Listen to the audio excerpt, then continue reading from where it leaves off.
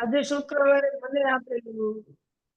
શુક્રવારે મને આપેલું પણ કાલે વીણાબેન બોલી નથી શક્યા અને એની બોલવાની ઈચ્છા છે એટલે વીણાબેન બોલે છે.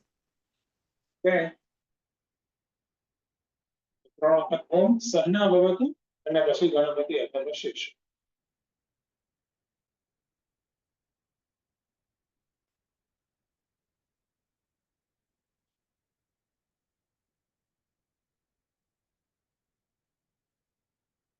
हरि ओम. हाँ स्वामी जी. ओम.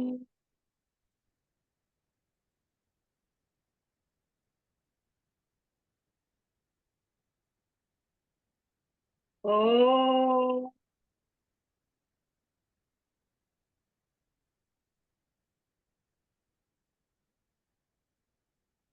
ओम.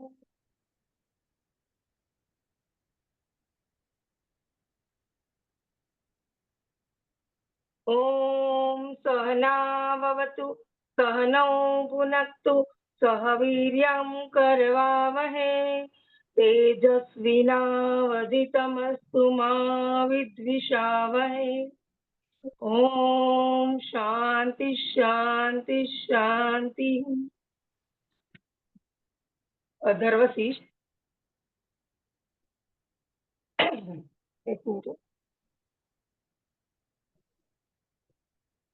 ओम भद्रं कर्णेभिः शृणुयाम देवाः भद्रं पश्येमाक्षभिर्यजन्त्राः स्थिरैरङ्गैः तुष्टुवाङ्गंस्तनूभिः व्यशेम देवहितं यदायुः.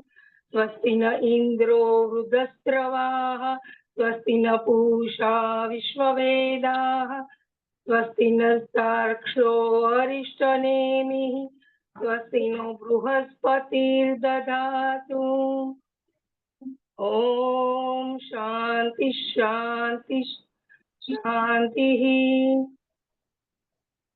ओम नमस्ते गणपतये त्वमेव प्रत्यक्षं तत्त्वमसि त्वमेव केवलं कर्तासि त्वमेव केवलं धर्तासि त्वमेव केवलं हर्तासि त्वमेव सर्वं खल्विदं ब्रह्मासि त्वं साक्षादात्मासि नित्यं ऋतं वच्मि सत्यं वच्मि अवत्वं माम् अववक्तारम् अवश्रोतारम् अवदातारम् अवधातारम् अवानुचानमवशिष्यम् अवपश्चातात् अवपुरस्तात् अवोत्तरात् अवदक्षिणात् अवचोर्ध्वात् अवधरात् सर्वतो मां पाहि पाहि समन्तात्. त्वं वाङ्मयस्त्वं चिन्मयः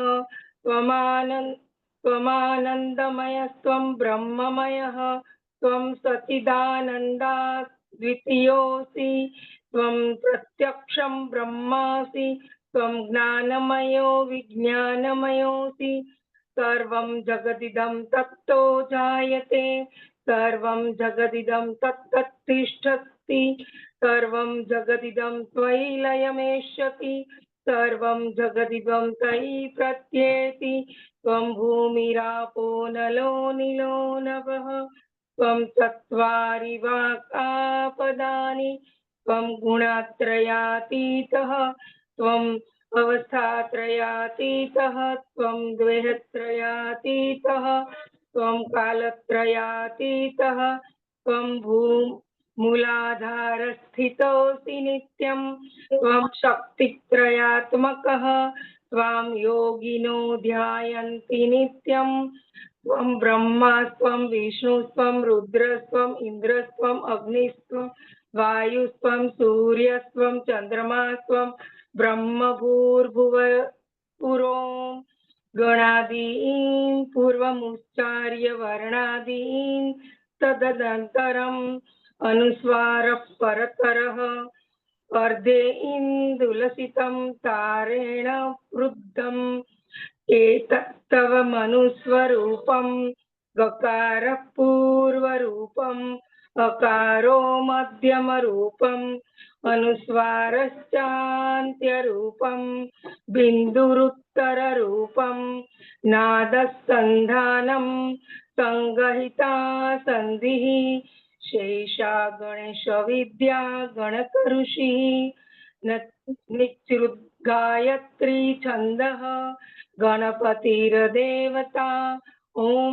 गं गणपतये नमः। एकदन्ताय विद्महे वक्रतुण्डाय धीमहि तन्नो दन्तिः प्रचोदयात्। एकदन्तं चतुर्हस्तं पाशमङ्कुशधारिणीं रदं च वरदं हस्ते बिभ्राणं मूषकध्वजं रक्तं लम्बोदरं शूर्पकर्णकं रक्तवाससं रक्तगन्धानुलिप्ताङ्गं रक्तपुष्पैः सुपूर्तिजं भक्तानुकम्पिनं देवं जगत्कारणमच्युतम् आविर्भूतं च सृष्ट्यादौ प्रकृते पुरुषात् परम् एवं ध्यायन्ति यो नित्यं स योगी योगी योगिनां वरः।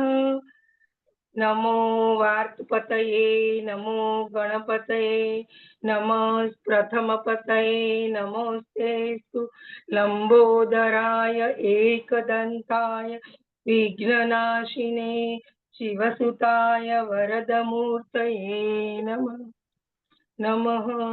ॐ शान्ति शान्ति शान्तिः।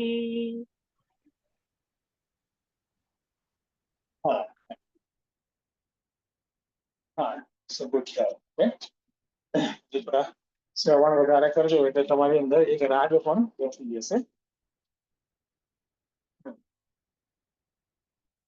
ઓકે, હવે પહેલો મંગલાચરણ શ્લોક.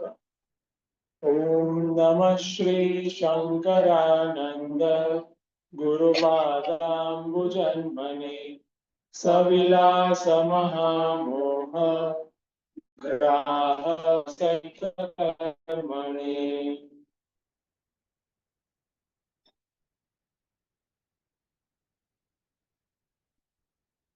તો પંચ મહાભૂત વિવેક એ પ્રકરણમાં આપણે જોયું સોફાર કે વિદ્યારણ્ય સ્વામીજી એક છાંદોગ્ય ઉપનિષદનું જે ફેમસ સ્ટેટમેન્ટ છે તેને જ અહીંયા સમજાવે છે. સદૈવ સૌમ્ય ઇદમગ્ર આસિત એકમેવ દ્વિતીયમ. એટલે એ તથ્ય એ સત્ય આપણી બુદ્ધિમાં સ્થિર થઈ જાય, એની પ્રતિષ્ઠા થઈ જાય, એની ધારણા થઈ જાય, તે પ્રયોજન સાથે આટલા બધા જે શ્લોક લખ્યા છે બીજા ચેપ્ટર. અને ઇદમ એટલે કે આખું જગત એ આપણે જોઈ લીધું છે. એ જગતમાં જ આપણું સ્થૂળ શરીર પણ આવે છે, આપણું સૂક્ષ્મ શરીર પણ આવે છે, જેમાં 5 કર્મેન્દ્રિય, 5 જ્ઞાનેન્દ્રિય, 5 પ્રાણ અને અંતઃકરણ ચતુષ્ટય એટલી બાબતો લઈ લેવાની છે. અને એની એક વિશેષતા છે, જે રીતે અલગ અલગ આકાશની વિશેષતા છે, પૃથ્વીની વિશેષતા છે, એવી રીતે મનની પણ વિશેષતા છે, તે પણ આપણે જોઈએ. હવે ફોકસ કરીશું આપણે બ્રહ્મના નેચર ઉપર. તો બ્રહ્મનું સ્વરૂપ કેવું છે અથવા તો કેવી રીતે એને સમજી શકાય, તો એને જ સારી રીતે સમજવા માટે કીધું છે એકમેવમ અદ્વિતીય. એકમ એવ અદ્વિતીય એટલે એનો અર્થ સમજવાનો છે સજાતીય, વિજાતીય અને સ્વગત ભેદ રહિત. તો પહેલા એકમ, પછી એવ અને પછી અદ્વિતીય. તો એક એ સમજાવવા માટે કયો ભેદ નથી એમાં બતાવે છે, એની સાથે બી કોરિલેશન તમારું બુદ્ધિમાં હોવું જરૂરી છે. તો એક જે બતાવવા માટે સ્વગત ભેદ સ્વગત ભેદ એમાં નથી. It's one. હા, સ્વગત ભેદ એટલે પાર્ટનર, પણ એક એટલે કે હોમોજીનિયસ વન. એવ એટલે કે તેમાં સજાતીય ભેદ નથી અને અદ્વિતીયમ બે નથી, વિજાતીય ભેદ નથી. એ રીતે એવો એક પ્રયાસ શાસ્ત્રોનો છે, શ્રુતિ માતાનો પણ છે. અને અલગ અલગ દ્રષ્ટાંત આપણે તો બધા સારા જોયા કે એક ઝાડનું છે અથવા આપણા શરીરનું છે, અને બે ગાયનું છે અને ગાયને કૂતરાનું છે, એ બરાબર છે, સમજવા માટે બરાબર છે. હવે આ એકમ એવ અદ્વિતીય ની બુદ્ધિમાં ધારણા થાય પ્રોપરલી, એમાં એક લેવલ આવે છે આ પ્રકારે અન્ડરસ્ટેન્ડિંગ, કે જેથી આપણી અંદર એ આવું ન હોઈ શકે એ નીકળી જાય. આવું કેવી રીતે હોઈ શકે? તો આપણે એને સમજાવવા માટે આ અલગ અલગ દ્રષ્ટાંત આપણે મળે છે આપણને. પણ માત્ર દ્રષ્ટાંતથી એ સત્યની અવધારણા સુસ્પષ્ટ રીતે થાય એવું નથી થતું. તો એમાં આરૂઢ થવા માટે તો અશક્ય જ લાગે માત્ર દ્રષ્ટાંત.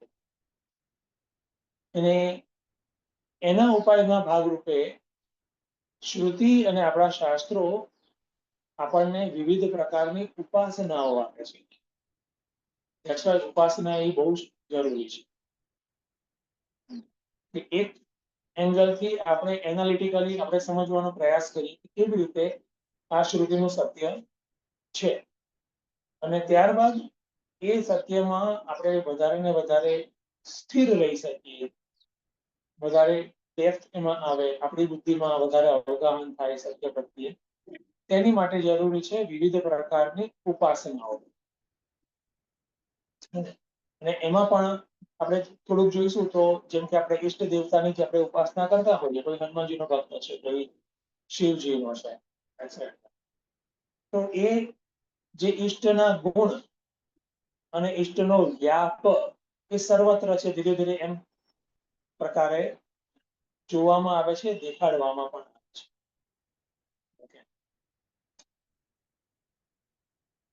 અને આપણા ઉપનિષદમાં તો વિવિધ એલિમેન્ટ્સની ઉપાસના ડાયરેક્ટલી બતાવી છે.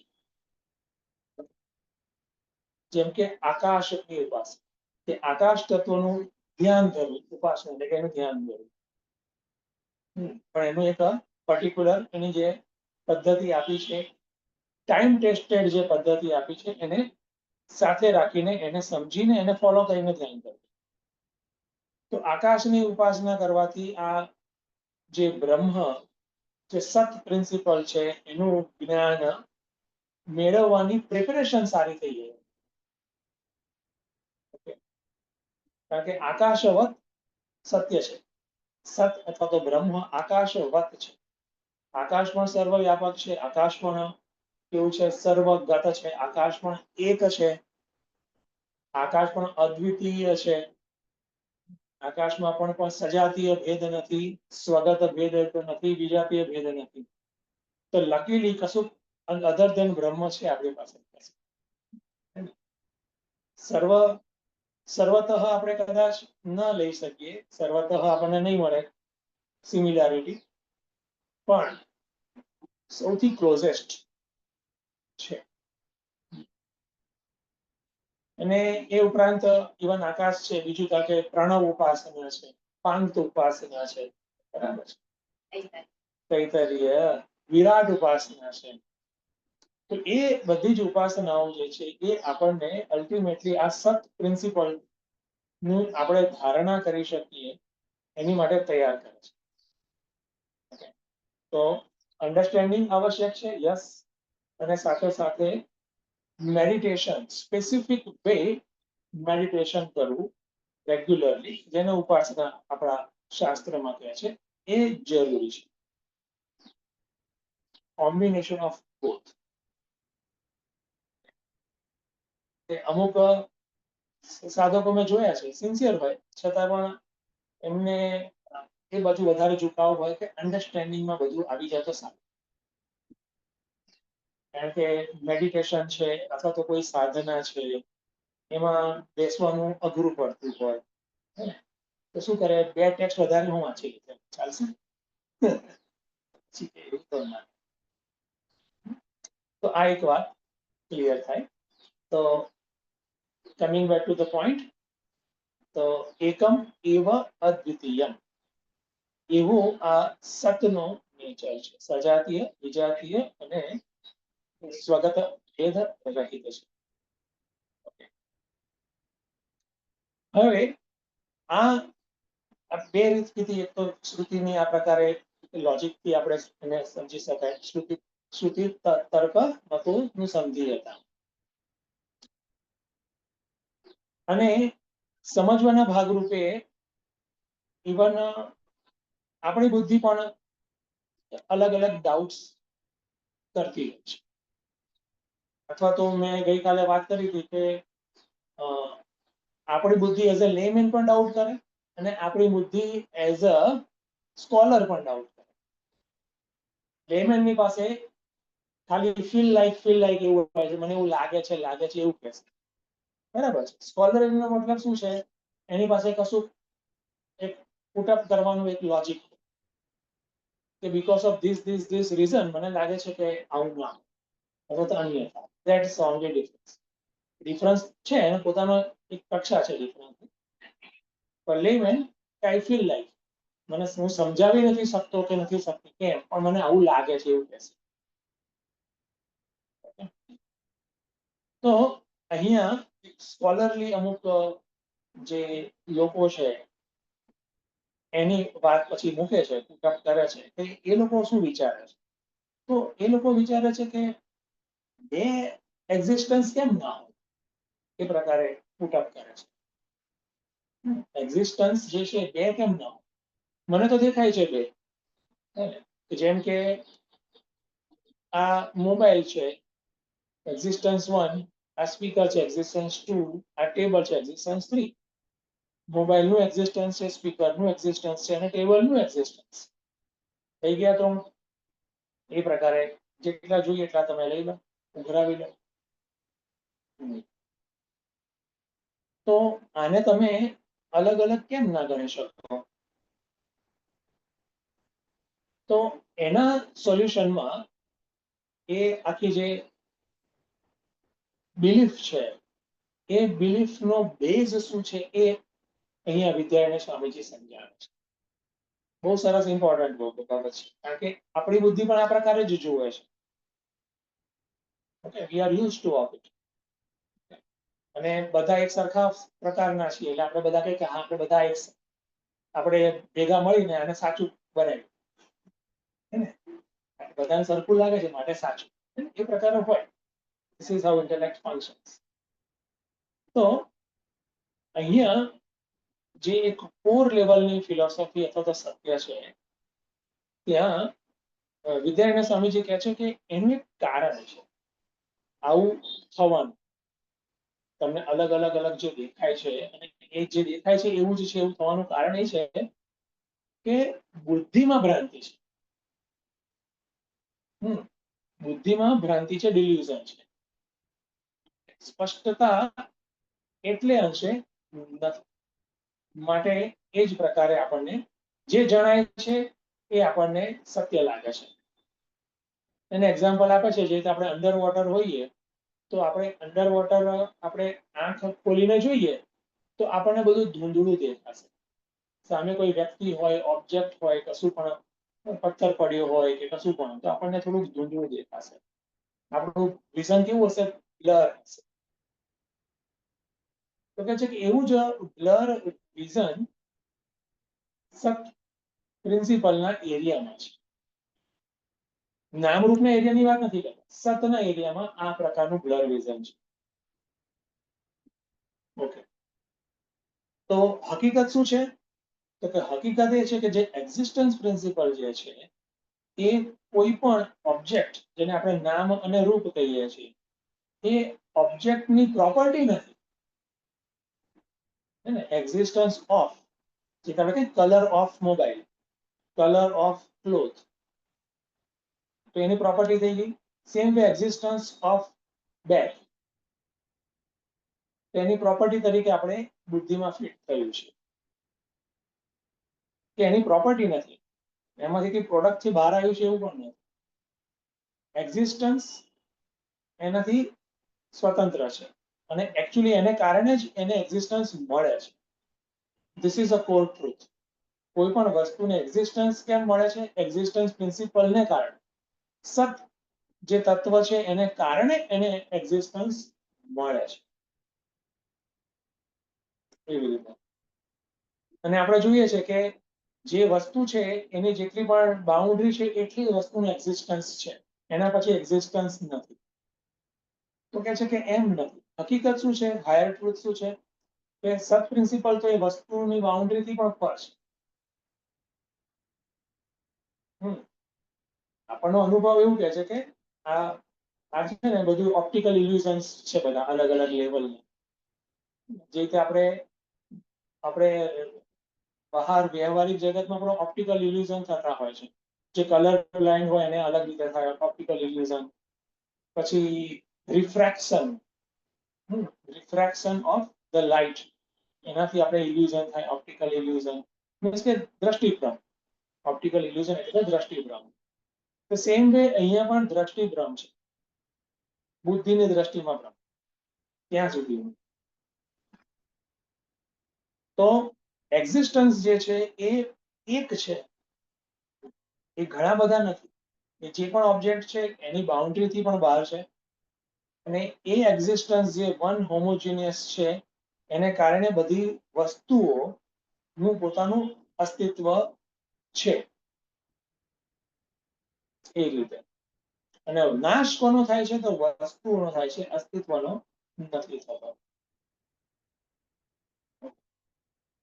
હા, એ એક્ઝિસ્ટન્સ અથવા તો સતને જોવા અને રિલેટિવ સેન્સમાં અનુભવ કરવા માટે એ વસ્તુની જરૂર છે, જેને નામ રૂપ કહીએ છીએ, એની જરૂર છે. તો જ એ જોઈ શકાય અથવા તો એનું એક્સપ્રેશન આવી શકે, એનો અનુભવ થઈ શકે. તો આ એવા ફંડામેન્ટલ લેવલના જે સત પ્રિન્સિપલ છે એની વાત અહીંયા ચાલી રહી છે. ઓકે, તો એ થોડુંક ગહન છે અને એટલા માટે જ એનું વારે વારે ચિંતન, શ્રવણ થવું જરૂરી છે. અને એ અંદર આપણી બુદ્ધિમાં સેટલ થાય એ માટે જરૂરી છે કે બુદ્ધિની અંદર રહેલી જે ચંચળતા છે, બુદ્ધિની રહેલી અંદર જે ગ્રોસનેસ છે, સ્થૂળતા, એને આપણે ડીલ કરીએ, એને દૂર કરીએ. કેવી રીતે? ઉપાસના દ્વારા. કોમ્બિનેશન્સ. એ તો આમ બેઠું પણ હવે શ્રવણ કાલે બેસી જાય પછી ખબર નહીં શું થાય. પછી પાછું ડાઉટ થઈ જાય છે, પછી તો ઉડી જ જાય છે. એ બધું કેમ છે કે એ ઉપાસનાનું જે હોય ને એના દ્વારા આપણી બુદ્ધિ એ જે હાયર રીત છે અથવા તો વધારે સાચી રીત છે એ રીતે જોવા અને જીવવા માટે એ રેડી થાય, બરાબર, ટ્રેન થાય. That is necessary. એટલા માટે ઉપાસનાને સારું એવું પ્રમોટ કરે છે. ઓકે, તો સજાતીય, વિજાતીય અને સ્વગત ભેદ. ઓકે, તો ભેદ ત્રિવિધ રહિત આ સત છે. અને છતાં પણ કેમ લોકોને લાગે છે? બીકોઝ દ્રષ્ટિભ્રમ છે. અને એ અહીંયા આપણે જોયું છે. અને એટલું જ નહીં, બીજું પણ એક થાય છે વસ્તુ. દ્રષ્ટિભ્રમને કારણે અલગ અલગ તો લાગે છે એક્ઝિસ્ટન્સ, એ તો જ્ઞાનનું લક્ષણ થઈ ગયું. અભિભક્તમ વિભક્તિ તો જ્ઞાનનું લક્ષણ. ત્યાં જે અજ્ઞાનનું લક્ષણ છે મને અલગ અલગ સાચું દેખાય છે. Getting? તો એક તો અલગ અલગ દેખાય છે અસ્તિત્વ અથવા તો સત પ્રિન્સિપલ અથવા તો આત્મા અથવા તો બ્રહ્મ, જે પણ શબ્દ આપણે મૂકી શકાય. અહીંયા સત છે, કોન્ટેક્સ્ટ સતને આપણે લઈએ. સાથે સાથે બીજું પણ થાય છે. અલગ અલગ તો દેખાય છે સત પ્રિન્સિપલ, સાથે સાથે શું થાય છે? અખંડ એક રસમ શ્રુત્વા વિભેતિ. ડર પણ લાગે છે. સાનું? એક અખંડ સત જે છે એનું ધારણા જેમ જેમ થાય ને, અથવા તો એનું સાંભળે ને તો બી ડર લાગે કે આવું છે, એવું ને વિભેતિ, ડર લાગે. એટલે અદ્વૈતનું ઘણા બધા લોકોમાં, પછી એ સનાતન વૈદિક પરંપરા પાળતા પણ હોય ને ના બી પાળતા હોય, ડઝન્ટ મેટર, કારણ કે આ તો ટ્રુથ છે. બંને સાઈડના લોકો બની શકે કે એ ડરે. કેમ? કે અદ્વૈતમાં તો આવું કશું બધું એક જ થઈ ગયું, શું મારું તો રહેતું જ નથી, શું મારા પણ કશું રહેતું જ નથી. અને ખાસ કરીને એનાથી પણ વધારે આગળ હું પણ છે ને એ પ્રકારનું જે પ્રકારે મારી ધારણા છે, મારી પોતાની હું પણ એ પણ ક્લીન બોલ્ડ થઈ જાય છે, એ પણ જતી રહે છે. તો શું હું રહીશ? અને જેને હું મારું માય કરીને પકડી રાખ્યું છે એ પણ પછી જતું રહેશે. તો એના કરતા આપણે દ્વૈત સારું છે. તો હું અને મારું, તમે અને તમારું. ડિવિઝનમાં રમીએ ને તો બહુ આપણને સેફ લાગે. એ સેફ લાગે, પણ ખરેખર શું છે આ સેફ લાગે આપણને. અદ્વૈત શું કે છે? જો દ્રષ્ટાંત મેં પહેલા આપી દીધું.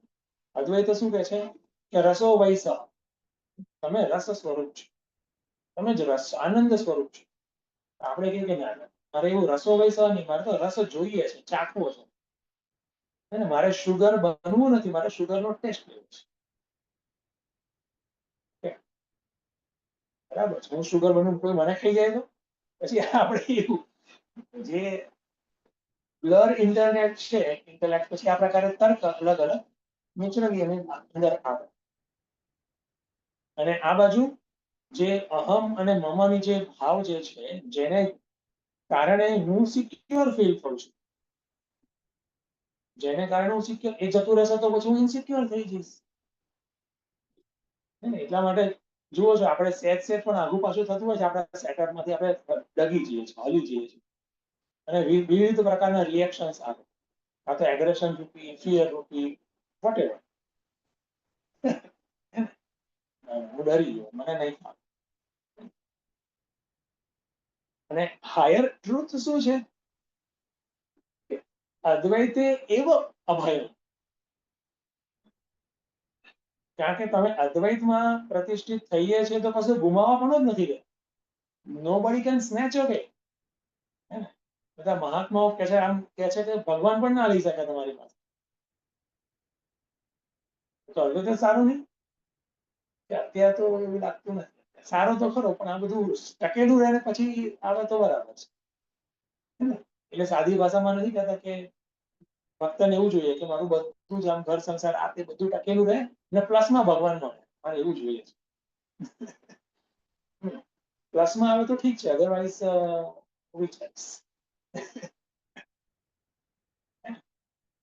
તો એ વસ્તુ છે. અત્યંતમ ભયમ, ઊંચી રહે, બહુ જ એ લોકોને ભય લાગે. શામાં? નિરાકારમાં, નિર્ગુણ બ્રહ્મમાં. કેમ? એ લોકો જે સાકાર અથવા તો એક દ્વૈત જે છે એમાં એ લોકોની બુદ્ધિ સ્થિર થઈ ગઈ છે. એને એ ફાઇનલ ટ્રુથ તરીકે જોયું છે. હવે આપણે જોઈશું કે આપણે હિન્દુ પોલમાં જ અલગ અલગ જે મત છે, અલગ અલગ મત અથવા તો વાદ કીધા છે, એમાં આ પ્રકાર છે જ.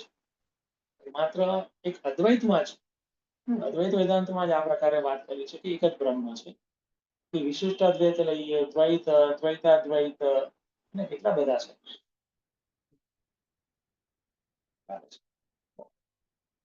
ત્યાં બધે જ કંઈક ને કંઈક ડિફરન્ટ, અલગનેસ દ્વૈત છે. તો એ યોગી પણ એક સારા એક સાધક હોય, સારી એક ધારણા હોય, ત્યાં પણ આ ઇસ્યુ છે. તો નેચરલી બીજા જે ધર્મના હોય, બીજી એક બિલીફ સિસ્ટમ, એ લોકો તો ડેફિનેટલી હોઈ શકે છે. શક્યતા તો ત્યાં તો બ્રાઇટ છે આપણે એમ. તો અહીંયા કહે છે કે આ સતનું અવધારણા એટલે કે બુદ્ધિમાં આપણે સમજવું, સત પ્રિન્સિપલને સમજવું, યોગી અતિ દુર્દર્શન. બરાબર છે. ઘણા સારા સાધક હોય, ભક્ત હોય, એમની માટે પણ આ ખૂબ જ અઘરું છે. એટલે શું કહેવા માંગે છે? પ્રોબ્લેમો ક્યાં છે? પ્રોબ્લેમ સાધકની બુદ્ધિમાં, ભક્તની બુદ્ધિમાં. ત્યાં એટલી બાબતો બેસી ગઈ છે ફોર્મલી. એક સ્ટ્રોંગ કન્ડિશનિંગ થઈ ગઈ છે. સ્ટ્રોંગ કન્ડિશનિંગ જ્યારે એ ડીકન્ડિશન થાય વ્યક્તિ ત્યારે જ નીકળી શકે. ડીકન્ડિશન થવાના બે રસ્તા છે. આમ તો એક જ રસ્તો કહેવાય, છતાં એક લોંગ કટ એવો છે કે આપણે હેરાન થઈને આપણે સેલ્ફ ડાઉટ કરીએ. અલ્ટિમેટલી સેલ્ફ ડાઉટ કરીએ કે મે બી મારી અન્ડરસ્ટેન્ડિંગમાં જ ભૂલ છે, અને પછી આપણે એને એક બેનિફિટ ઓફ ડાઉટ આપીએ, જે વિઝડમ છે એને. પછી વાઇઝ પર્સન હોય અથવા તો શાસ્ત્ર હોય, રાધર એને બેનિફિટ ઓફ ડાઉટ આપીએ એને, અને પછી ન્યુટ્રલ બનીએ અને સમજવાનો પ્રયાસ. એ લોંગ કટ ક્યારે આવે એ કંઈ નક્કી નહીં. જેટલા પણ મહિનાઓ, વર્ષો અથવા તો જન્મો થાય. ખરેખર આપણે આપણું મન તો એવું છે કે ઈ સમજણ આવે ઈ પહેલા ન એટલે આ એવું છે. એટલે રિવોલ્યુશન નો આધાર કોણ છે? તો કે જગત પણ નથી, ભગવાન પણ નથી. કેટલી સારી વસ્તુ છે, આપણે જ છીએ. How fast you want to change up to અસ. મજાનું છે. અઘરું તો છે, પણ એટલીસ્ટ મારા હાથમાં બધું છે. એ આપણને ખબર હોય તો આપણે વિચારી શકીએ સારી રીતે, બોલ્ડલી. ઓકે. તો અભયે ભયદર્શિનઃ કોણ હોય છે? અન્ય આ પ્રકારની જેની ધારણામાં સ્થિત થઈ ગયા છે, એકદમ ડીપ કન્ડિશનિંગ થઈ ગઈ છે. બરાબર છે. તો એમને જે સમાધિની જે પ્રક્રિયા છે, ડીપ મેડિટેશનની જે પ્રક્રિયા છે, એ હલાવી. ક્યારેક ક્યારેક એવું અમુક સાધકોમાં થયું તો સરસ ભગવાનની સાધનાનું બધું કરતા હોય, પણ ક્યારેક એક એવો અનુભવ થયો ને કે હું તો ઘબરાઈ ગયો, હવે મારે બીજી વાર આવું નથી કરવું. મેં સાંભળ્યું છે આવું બધું વસ્તુ. તો એવું છે. આપણે આગળ જઈએ છીએ તો અહીંયા એક આ વસ્તુ કીધી છે. પછી આગળ જે વાત કરે છે કે જે આ પ્રકારની કન્ડિશનિંગ હોય અને પછી જે શ્રુતિનું જે સત્ય છે એનો ઓપોઝ કરે છે, વિરોધ કરે છે કે આ કેવી રીતે પોસિબલ છે? I don't think so. તો એને અહીંયા વિદ્યારાયણ સ્વામીજી એડ્રેસ કરે છે. એલ્સવેર ભાષ્યકાર છે, ગૌડપાદાચાર્ય છે, બધા ઘણા બધા જે આચાર્યો છે એ બાબતને એડ્રેસ કરે છે. અહીંયા ઓબ્જેક્ટિવ એવો નથી કે જે ઓપોઝિશન છે એને આપણે રૂલ આઉટ કરવી છે, પણ ઓપોઝિશનના એક માધ્યમથી આપણી બુદ્ધિમાં જ આ પ્રકારની કન્ડિશનિંગ હોય છે, એને એડ્રેસ કરવું છે. ઓકે. એક પર્ટિક્યુલર એડ્રેસિંગ થાય છે, અને એ એડ્રેસિંગ થાય છે બૌદ્ધ મત. બૌદ્ધ મતમાં પણ એક પર્ટિક્યુલર છે માધ્યમિક અથવા તો શૂન્યવાદી એવું શબ્દ છે.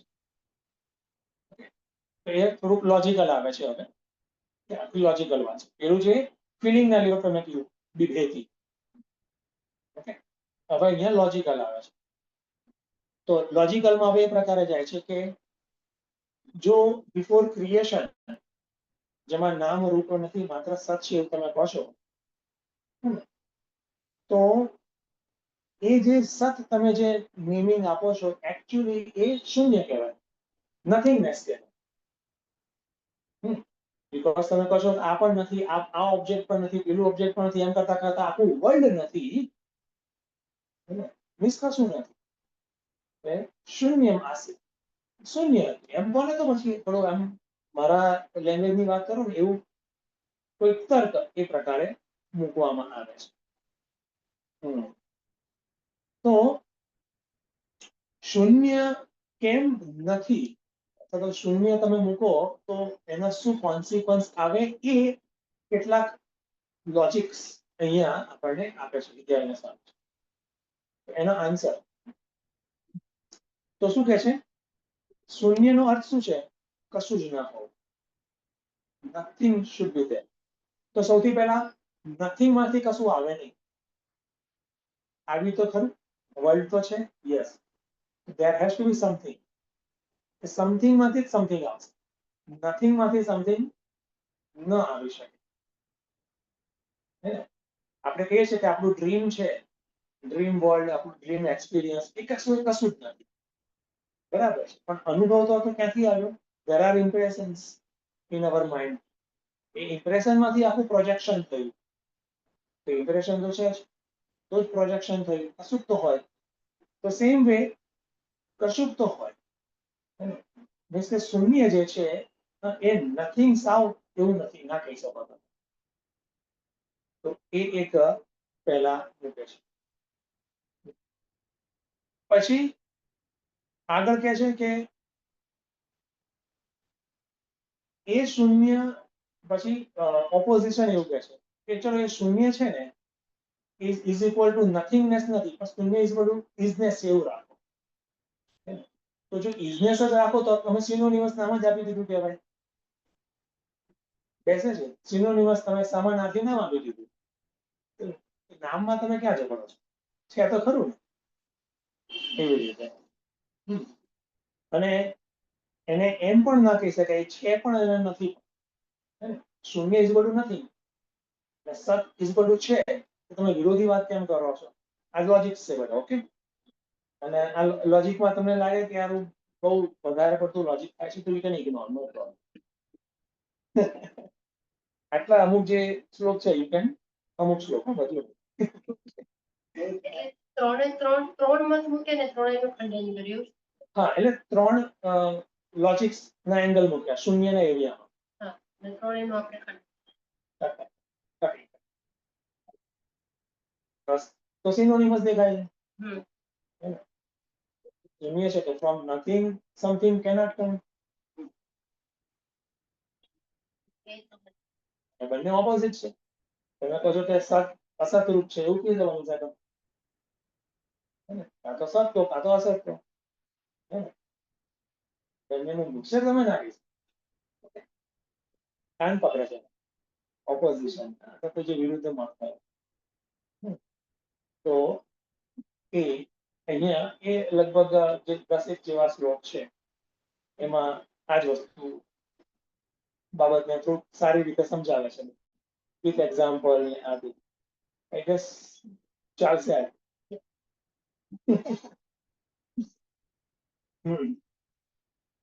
તો આપણે જે પોઈન્ટ શું સમજવાનો છે કે પોઈન્ટ આપણે એ જ સમજવાનો છે કે સત એ છે, અસ્તિત્વ પ્રિન્સિપલ છે, અને સતને સારી રીતે સમજવા માટે જ બિફોર ક્રિએશનનું સ્ટેટ આપણે અત્યારે એટલી બુદ્ધિમાં રાખીએ છીએ, અથવા તો આપણે વિદ્યાર્થી સમજી આપણને ત્યાં લઈ જાય છે.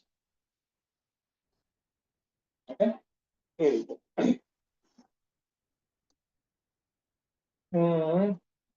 ઓકે, તો આટલું છે.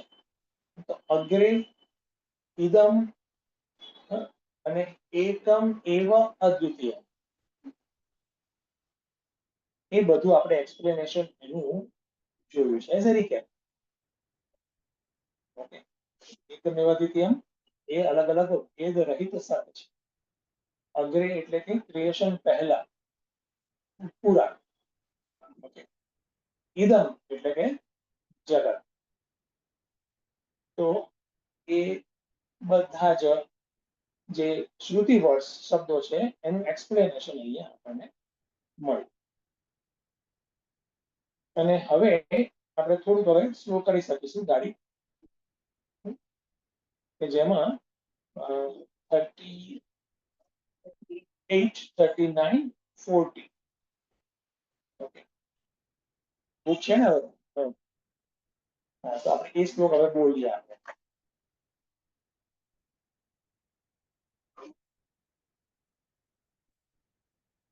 એમાં એક સોરી 39 કર્યું છે, એટલે આપણે ચેન્જ કરીશું.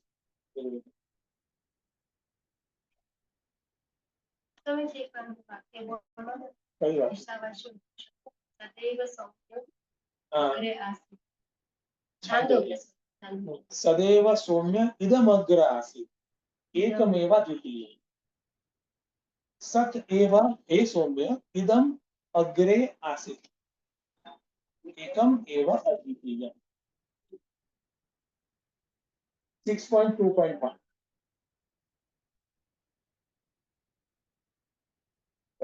ચેન્જ કરીશું. કાલાભાવે પુરે યુક્તિઃ કાલવાસનયા યુતમ શિષ્યં પ્રત્યેવક્તેનાત્ર દ્વિતીયં નહિ શક્યતે ચોદ્યં વા પરિહારો વા ક્રિયતાં દ્વૈત ભાષયા અદ્વૈત ભાષયા ચોદ્યં નાસ્તિ નાપి તદુત્તરમ તદાસ્તિમિરગંભીરમ ન તેજો ન તમસ્તકમ અનાખ્યમનભિવ્યક્તં સત કિંચિદવશિષ્યતે.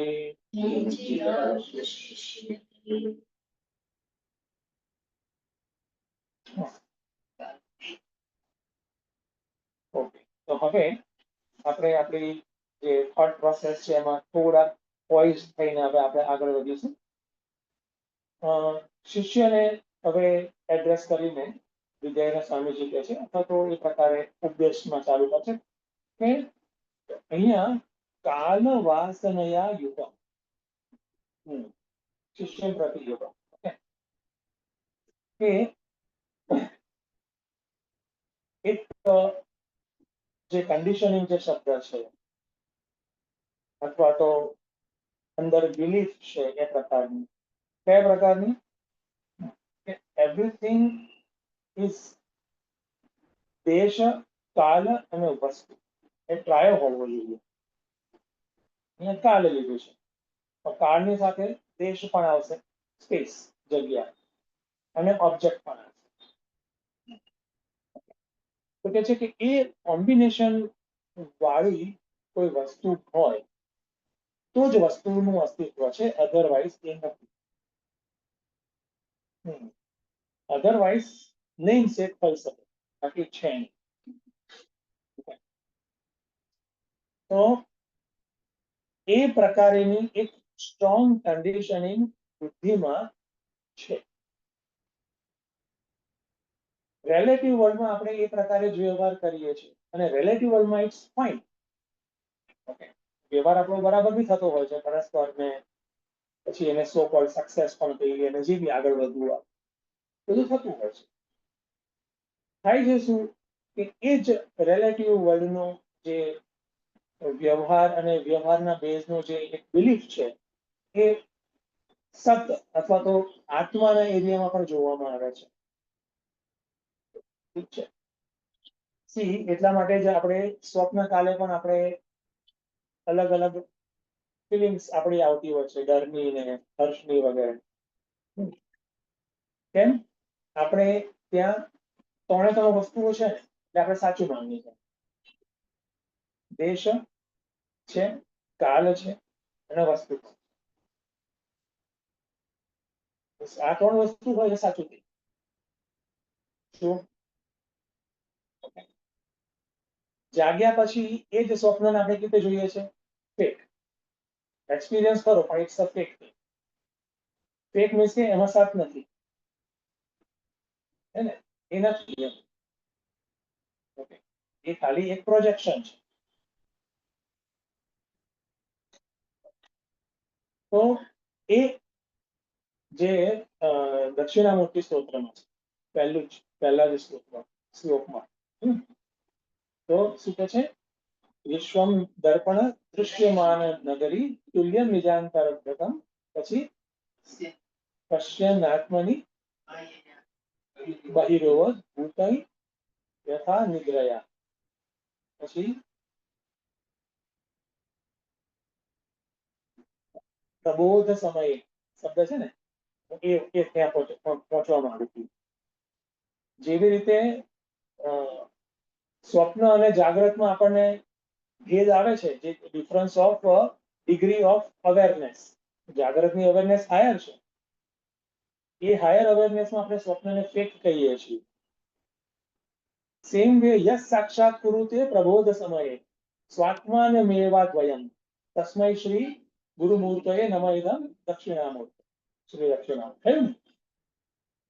તો જેવી રીતે જાગ્રતની અવેરનેસ લાઇટમાં આપણે સ્વપ્નને આપણે ફેક ગણીએ છીએ, જોઈ શકીએ છીએ, તેવી જ રીતે સેલ્ફ અવેરનેસ ની હાઇટમાં આપણે આ જાગ્રત જગત જે છે એને માયા કલ્પિતમ આપણે જોઈ શકીશું. અધરવાઇઝ આપણને સાચું જ લાગે.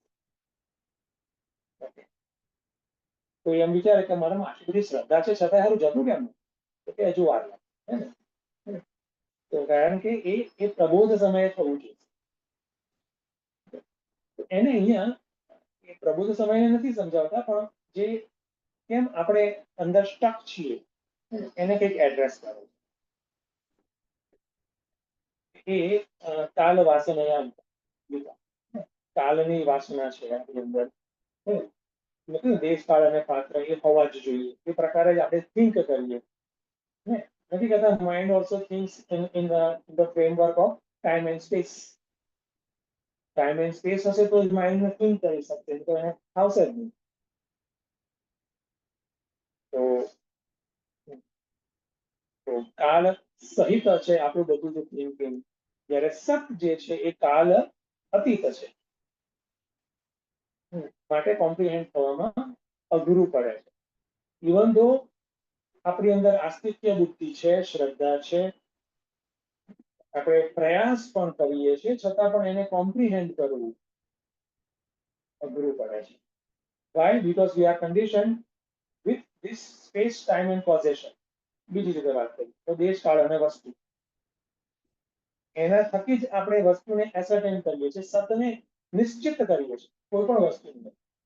અને સતને પછી નિશ્ચિત કરી છે મીન્સ શું? સત એ આ ત્રણ વસ્તુથી કન્ડિશન છે, આ ત્રણ વસ્તુથી જોડાયેલું છે.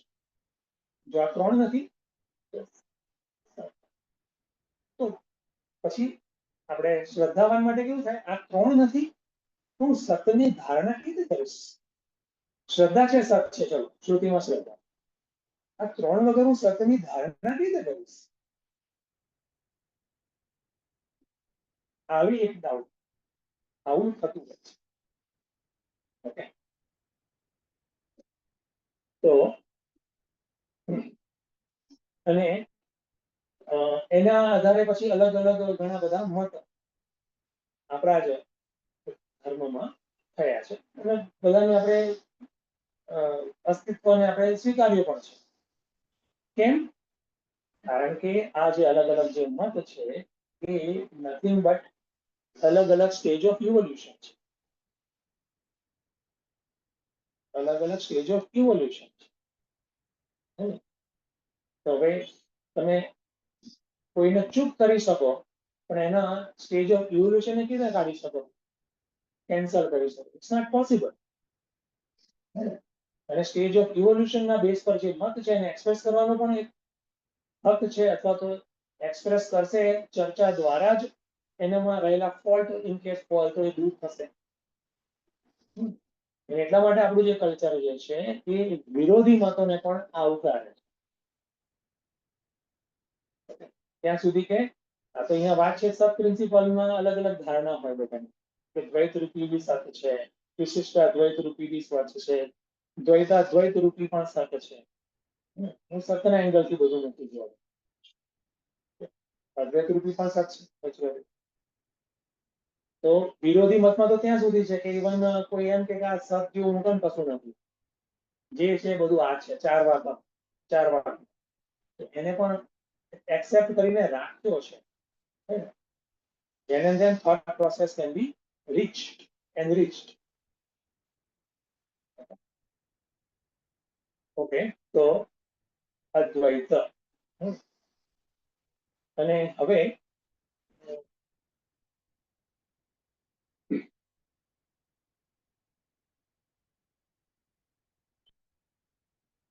લાસ્ટ જે 40મો શ્લોક છે ત્યાં આપણે આવ્યા હતા. એનું કંઈક પ્રદર્શિત વગેરે થઈ ગયું હતું, થોડુંક એન્ટ્રી પણ થઈ ગઈ હશે. એને એકદમ શાંતિથી થોડોક સમય આપણે જોઈ લઈએ અને પછી આપણે next session 41 onwards baby step આપણે જઈશું. તો વિજયાનંદ સ્વામીજી આ હવે 40 થી 46 40 to 46 શ્લોકમાં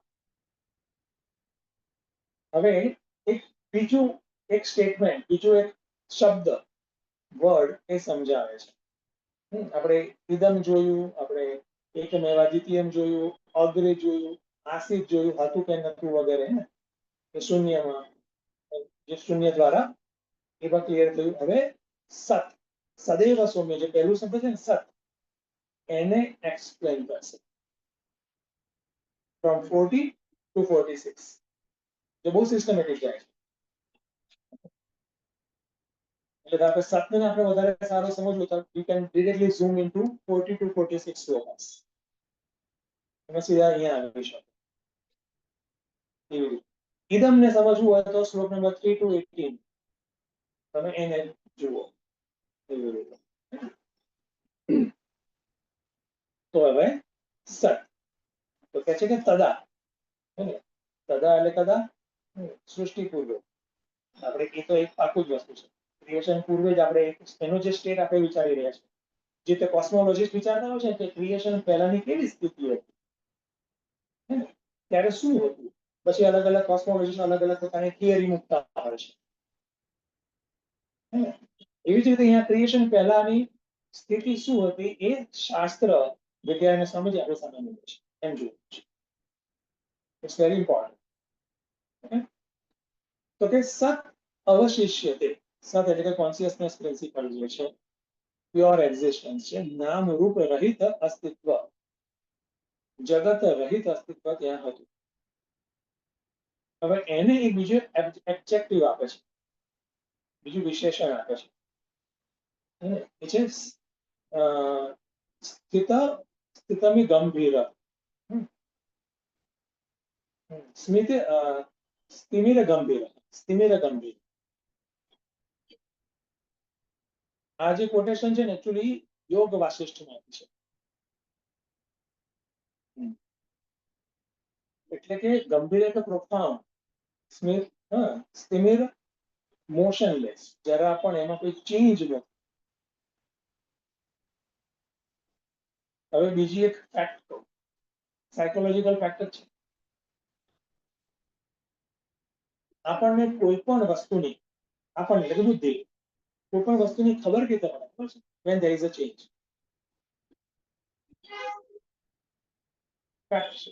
when there is a change ત્યારે જ ખ્યાલ આવે કે હા આ વસ્તુ છે. આ છે ફેક્ટ. ચેક કરજો. ઇવન વર્લ્ડમાં કશું ચેન્જ થયું તો આપણને પકડાશે. એવી રીતે કોઈ કોન્સ્ટન્ટ છે તો પાસ્ટમાં ચેન્જ થયેલું માટે આપણને ખબર છે કે અત્યારે કોન્સ્ટન્ટ છે, અર્લિયર ઇટ વોઝ ચેન્જિંગ. અને પછી અલગ અલગ એનાલિસિસ પણ આવે છે એ પ્રકારે. ફ્રોગનું છે મારા ખ્યાલથી, દેખો ફ્રોગ તો કે છે ફ્રોગને રીતે અલગ અલગ આપણે તો શું છે, મનુષ્યનું અલગ એક પરસેપ્શન ટાઈપ હોય, કૂતરાનું અલગ હોય, ઈગલનું અલગ હોય, એ રીતે તો ફ્રોગનું એનાલિસિસ કર્યું. તો પેલો ફ્રોગ જે છે ને, દેડકો, એનું કેવું છે કે એ પાણીમાં જાય તો પાણીમાં તો એની ટાઈમે જઈ શકે છે, બરાબર છે. એવું કે છે કે એ પાણી જો સ્થિર હોય ને, સાવ જરા પણ હલતું નથી, તો એને ખબર ના પડે ત્યાં પાણી. પણ જો આમ થોડું પવન આવે ને સહેજ વેવ્સ થાય, માઇક્રો વેવ્સ પણ થાય, જે ડિફરન્સ આવે ને ત્યારે ખબર પડે કે અહીંયા પાણી. Very interesting. બાજુમાં બેઠો તો અંદર પાણીમાં નહીં જઈ શકે. If it is completely steel, સહેજ હલચલ થઈ પાણીમાં, અને માઇક્રો હલચલ દે કેન નોટિસ, એ લોકોને ખબર પડી. એ હલચલ થઈ પછી ત્યાં પાણી છે, પછી અંદર જમ્પિંગ કરે તો whatever wants to do, ને જે કરવું. પોઈન્ટ શું છે? ચેન્જ. ચેન્જ હશે તો ખબર પડશે કે યસ, અહીંયા કશું છે. આપણી બુદ્ધિમાં પણ સેમ વસ્તુ એવી છે. ચેન્જ હશે તો આપણે એને નોટિસ કરી શકીએ. બ્રહ્મ કેવું છે, સત કેવું છે, અથવા તો ચલો સૃષ્ટિ પહેલાનું સત એમ રાખીએ, સ્ટિમ્યુલમ, profound, no change whatsoever. That's why mano agocharam. Mana agocharam. અચિંત્યમ. હું ચિંતન તમે શું કરીશ? પ્રોફાઉન્ડ છે, વન ઓનલી, નો ચેન્જ છે, બસ ધેટ્સ ઓલ. શું ચિંતન કરી શકો? એવું છે. ગીતામાં કે છે આપૂર્ણમાં ચલ પ્રતિષ્ઠા, સ્થિર છે, પૂર્ણ છે, ત્યાં એ પ્રકારનો શબ્દ છે. તો ન તેજ ન તમ, અહીંયા એક શબ્દ પ્રયોગ કરે છે કે એ સત કેવું છે, ત્યાં તેજ પણ નથી અને તમ પણ. જનરલી આપણે ચેન્જ અથવા તો ઓપોઝિટ દ્વારા જ આપણે, ડિફરન્સ દ્વારા જ આપણને ખ્યાલ આવે કે અહીંયા આ પ્રકારનું વ્યવસ્થા છે, આ પ્રકારની વસ્તુ છે. એટલે કોઈ પણ પ્રકારનો જે વ્યવહારિક પ્રપંચ છે, આક્ષેપિક, રિલેટિવ, કોઈ પણ પ્રકારનું ડિફરન્સ ત્યાં નથી. તો સત કેવું છે?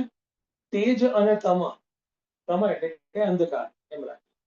તેજ પ્રકાશ, એ બંનેને એ પ્રકાશિત કરે છે, બંનેને એક્ઝિસ્ટન્સ આપે છે. ન તત્ર સૂર્યો ભાતિ ન ચંદ્ર તારક તમેવ ભાંત મનુ ભાતિ સર્વ. એ બ્રહ્મ બંનેને પ્રકાશિત કરે છે, એવું છે. અને માટે આ છે ને, બ્રહ્મનું લોકેશન શું છે, ક્યાં છે? તતમ. તતમ એટલે કે સર્વવ્યાપક, એ બધે જ છે. એવી રીતે અહીંયા આ તતમ જે શબ્દ જે છે, એ એકચ્યુઅલી એક રીતે કોમ્પ્રોમાઇઝડ એક્સપ્રેશન છે. કોમ્પ્રોમાઇઝ કર્યું છે કે સર્વમ ના હોઈ શકે. સર્વ એટલે કે ઘણી બધી વસ્તુ થઈ પછી. તો આ પ્રકારે તતમ શબ્દનો પ્રયોગ કેમ કર્યો? પેલા તો ખ્યાલ આવ્યો ને, સર્વમ એટલે કે પહેલા તો બધી અલગ અલગ વસ્તુઓ છે અને એમાં વ્યાપક છે, એવું થયું ને. તતમ સર્વ વ્યાપક નો મત, સર્વ પેલા છે, અલગ અલગ વસ્તુ આ અને પછી એમાં વ્યાપક છે. તો અહીંયા બ્રહ્મનો જે આ પ્રકારે બ્રહ્મના વિશે જે કીધું તતમ, એ કોમ્પ્રોમાઇઝડ એક્સપ્રેશન છે. તો કેમ એવું કર્યું? કે શિષ્ય સુખ બોધાય, આપણે સારી રીતે સમજી શકીએ. સર્વ એટલે દેશગત થઈ ગયું ને, લોકેશન, અહીંયા પણ, ત્યાં પણ, ત્યાં પણ, બધું અપાય.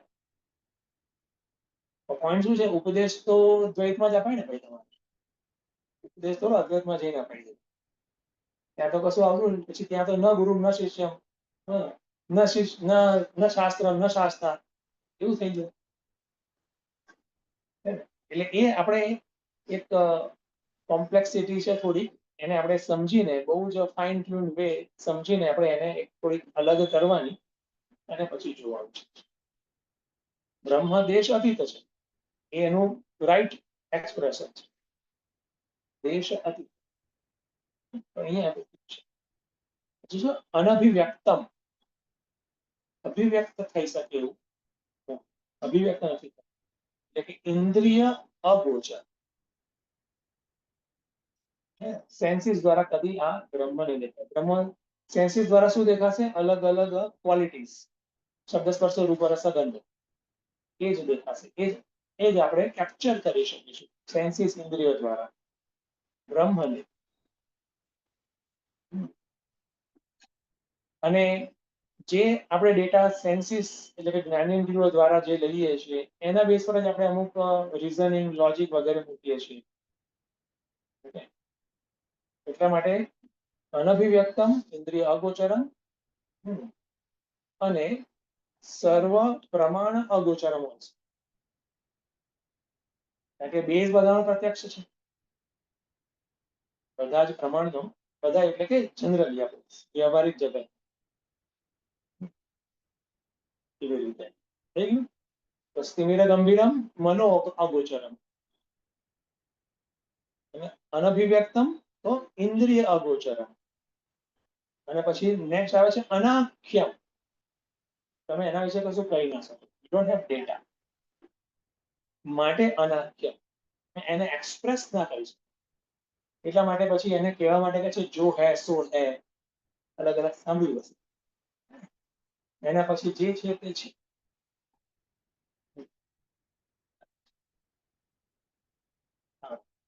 કેમ? ડેટા જ નથી. એટલે ડેટા હોવા માટે અમારે ઇન્દ્રિય ગોચર હોવું જોઈએ. ગોચર કે ઇન્દ્રિયથી આપણે કેચ કરી શકીએ એવું હોવું જોઈએ. એટલે ઇન્દ્રિયથી કેચ કરવા માટે શું હોવું જોઈએ? તો કે છે પર્ટિક્યુલર વર્લ્ડમાં કોઈ વસ્તુ હોવી જોઈએ, દેશ અને કાળની અંદર હોવી જોઈએ, એનું લોકેશન હોવું જોઈએ. નથી કહેતા કે એનું નામ હોય સાથે રૂપ હોય. તો પછી 5 ફેક્ટર છે ને, નામ, ગુણ, ગુડ, ક્રિયા. જો વેદાંત કોર્સ બોલે છે, જો વેદાંત કોર્સ બોલે છે, આપણે વેદાંત કોર્સ. સંબંધ અને વન લાસ્ટ નામ, નામની સાથે રૂપ મૂકી દીધું. ગુણ, ક્રિયા, સંબંધ. વિશેષતામાં જ આવે છે જાતિ. હા, એમાં જાતિ જે આવે છે એ. આ 5 ફેક્ટર્સ જે કેટલું જનરલાઇઝ કરીને ચિંતન કર્યું છે, જનરલાઇઝ કરીને મૂક્યું છે પછી આપણે કે આ 5 ફેક્ટર્સ છે તો જ આપણે ચિંતન કરી શકીશું. Anything will have minimum 1 factor. અને જેટલા વધારે ફેક્ટર એટલું વધારે આપણી પાસે થિંકિંગ ડેટા હશે. વી કેન થિંક મોર. નામ, ગુણ, ક્રિયા, સંબંધ, ચાર. ઓર્ડર જે બી મૂકો ડઝન્ટ મેટર. 5 વસ્તુ. તો 5 બ્રહ્મ માને.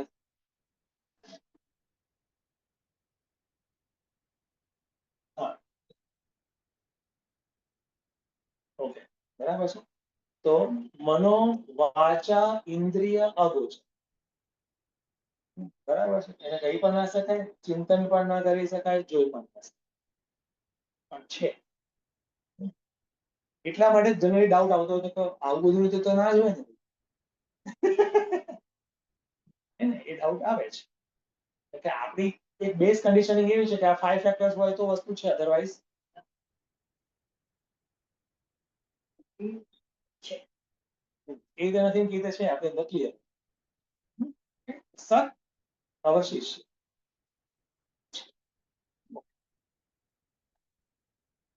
ઠીક છે. તો આજે એક 40મો શ્લોક પણ થઈ ગયો. આપણે રિવિઝન પણ આપણે સરસ થઈ ગયું. એની doubt, any question, anybody has? આની સાથે આત્મા મંત્ર છે ને, નાંત પ્રજ્ઞમ, એટલે આ એની સાથે કહી શકાય. આપણે બધું ચોક્કસ. અગ્રાહ્યમ.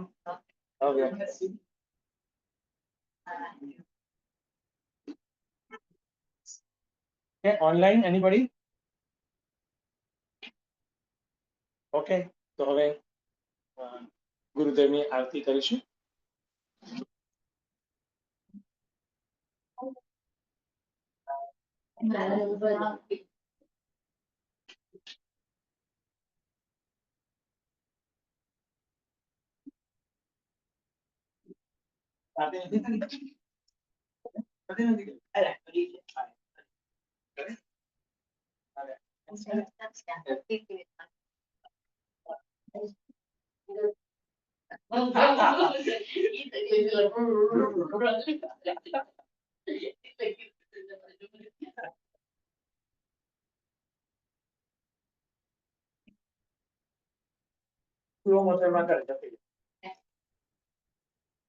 આરતી શ્રી ચિન્મય સદગુરુજી દિવ્ય રૂપમ પ્રતિ કરુણાકી આરતી સદગુરુજી ચરણો મે ઉનકે શાંતિ સમાને શરણાગતિ ક્રાંતિ નિકાલે पावताप संताप हरण की आरती श्री चिन्मय सद्गुरुजी आरती सद्गुरुजी वेदांपनिषद गीता पुराण धर्म सनातन तिलसे चढ़ाया शुद्ध नीति प्रीति शंकरती आरती श्री चिन्मय सद्गुरु की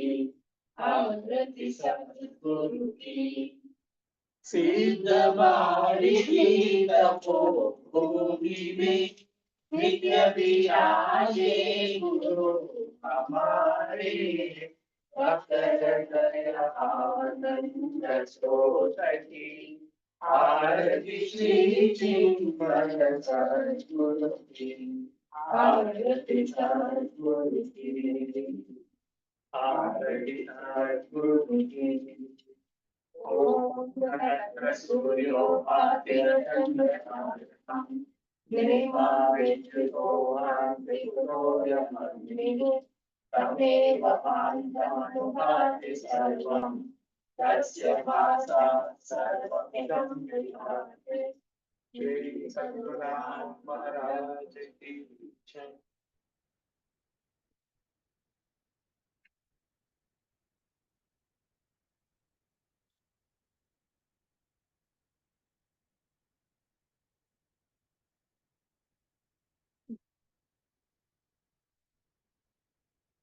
लाइन आगे.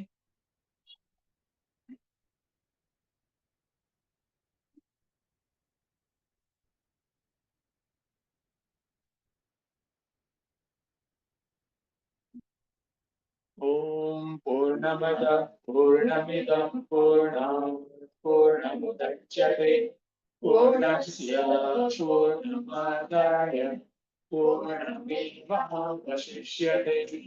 ओम शांति शांति शांति. हरि ओम. श्री गुरुभ्यो नमः. हरि ओम. ઓકે, આજનો સેશન સમાપ્ત થાય છે. હવે મંડે મળીશું ભગવદ ગીતામાં. આવજો. હરિ ઓમ. હરિઓમ. પ્રણામ.